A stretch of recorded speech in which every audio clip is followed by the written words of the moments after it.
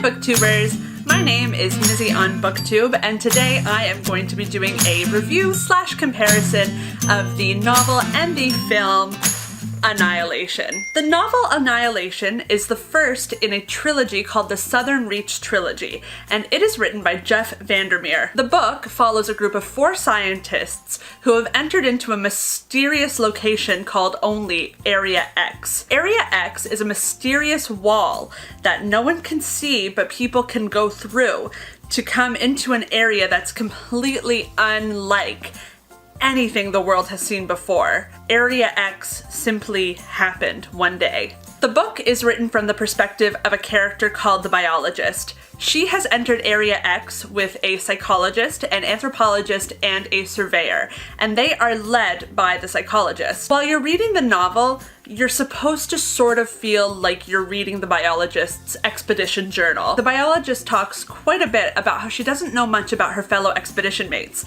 and the fact that they don't trust each other very much. The film version of Annihilation is directed by Alex Mercer, who I found out recently actually wrote the movie after reading the novel and then having a dream about what happened in the novel. The movie follows the same basic storyline, but it attributes a lot of names to the characters that don't exist in the novel. For example, the biologist is played by Natalie Portman, and in the film, she is called Lena. While in the book, only 4 scientists make it into Area X, in the film, 5 scientists make it in. This is a really interesting change from the book, in which 5 scientists were initially supposed to enter into Area X, however, one backed out at the last minute. And because none of them can remember entering the area, nobody knows why she didn't come in with the rest of them. Again, the film follows the same basic storyline.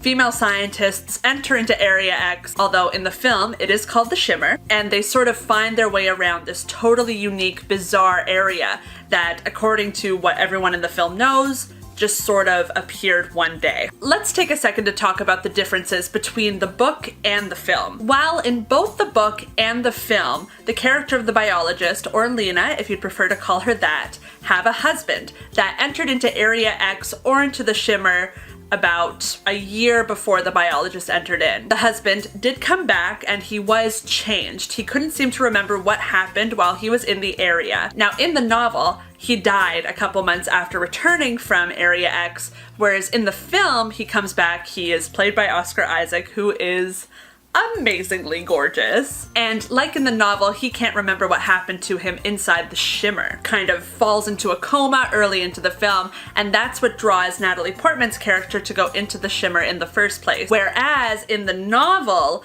the character of the biologist has entered into Area X, yes, to find a connection with her husband, but more to satisfy her own curiosity. She is seeking for the sake of seeking. One major change between the book and the film that I was really disappointed with is that the film totally omits an entire portion of the novel dedicated to an area called the Tower. In the novel, the Tower is this sort of tunnel into the ground, this massive hole that goes deep, deep down.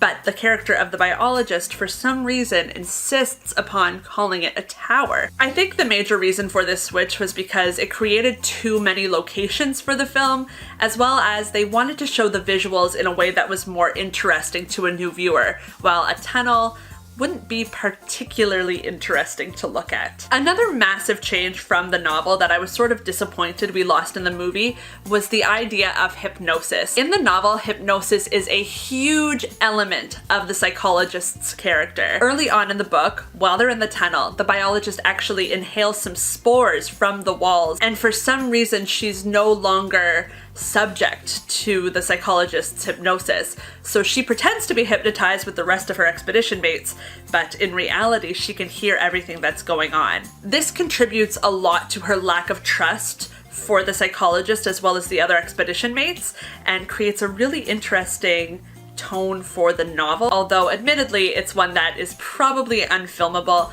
because it would just be watching Natalie Portman go like this.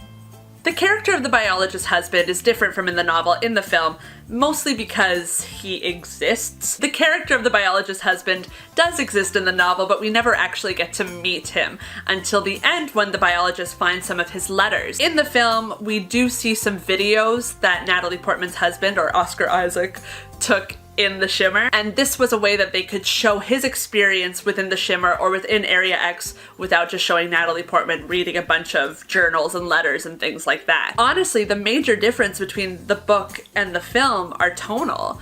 The book feels weirdly straightforward, and the things that the biologist talks about are so bizarre and so impossible to imagine that you start to question whether or not you were reading it right. This creates so many questions that the characters must be asking themselves within the novel, and in a way it creates the tone of Area X a lot more than it creates a visual. The visual can be whatever you want, but the tone is that of a perfect sci-fi mystery. In a film, obviously, it's really difficult to do that and keep it interesting. Instead, the film creates some of the most incredible visuals I have ever seen on a movie screen. I don't want to go into spoilers because if you haven't seen the film, please go see it because these images are so shockingly gorgeous. But there is an image created in an emptied out swimming pool that it sticks with you.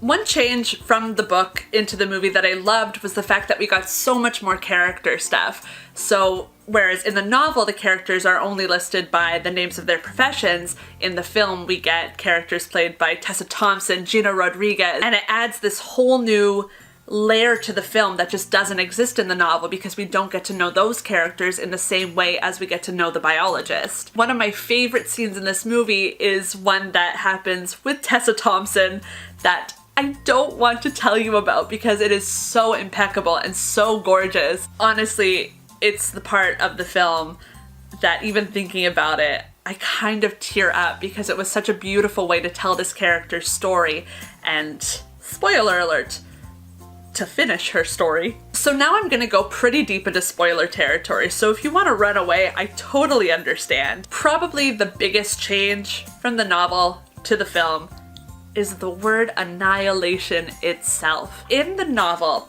annihilation is a word used by the psychologist to hypnotize her expedition mates into committing suicide instantly. In the film, annihilation is the entire theme. Annihilation is about humanity's ability to self-destruct, not so much about its ability to kill itself, but to destroy itself from the inside outward. It seems like a small change at first, but it actually changes the tone of the entire ending of the piece. In the novel, we end on not a more uplifting note. The biologist leaves on the search for her husband, who she believes may still be alive in Area X, and that's sort of where we're left until the next two novels. In the film, things happen. To me, the ending of Annihilation in the movie was about Natalie Portman's character finding her double and giving it the self-destructive tendencies that she always had inside of her, and then destroying them. One of my crazy fan theories is that when Natalie Portman returns to the Southern Reach and talks to her husband, I think that both she and Oscar Isaac are the original versions of themselves that went into the Shimmer. I just think they came out changed. In Oscar Isaac's final monologue to the camera, he talks about how he thought he was a man, but how he actually wants to destroy himself. And then he destroys himself in another unbelievably gorgeous image. So to me, that's what the movie made the story about. And in a really funny way, I think it suits the novels really well as an adaptation. So Annihilation is Natalie Portman and Oscar Isaac and all the other characters go in ready to totally self-destruct. They have the opportunity, they have the means, and they're ready for it. Authority is what they try to have over Area X or the Shimmer. They try to take charge, they try to understand it, they try to fight it like Natalie Portman does at the end, but eventually they just have to accept that Area X or the Shimmer is something new, it's creating something new, and that they can be forever changed by that. This film represents the idea of an adaptation better than any other book to movie I've ever seen. If you haven't read the Southern Reach trilogy, please do. It's an incredible series of novels. It's really fun, really interesting, and even if you've seen the film, you're getting a pretty much completely different storyline. For example, The Lighthouse way bigger part of this trilogy than it looks like it is in the movie. And if you've read the books but haven't seen the movie, go and see it. In a lot of ways, it does feel like another expedition into Area X. It is not faithful to the novels in pretty much every way, but it really expands on the theme in a fascinating way. And when you leave that theater, the way the world will wash over you is something that I won't soon forget, and I don't think you will either. Thank you so much for watching my review slash comparison of Annihilation, the book to the movie. I hope you learned a few things. I hope I inspired you either to see the movie or read the books or something in between. While they are totally different, both are totally worth delving into and will leave you pretty screwed up in the head, but in a good way. My name has been Mizzy on BookTube, and I hope that your next read has as great a film adaptation as Annihilation did. Bye!